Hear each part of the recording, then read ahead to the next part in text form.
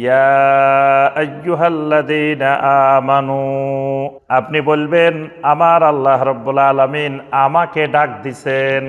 আর কাউকে পরে, আগে ডাক দিছেন কাকে? আমাকে। আমি তো আমান, আর কে?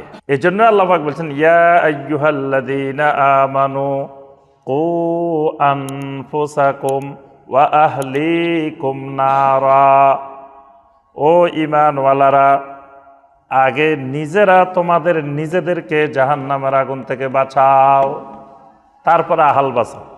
অন্য কেউ বাঁচলো কি বাঁচলো না, ওইটা আমার এত চিন্তার বিষয় না।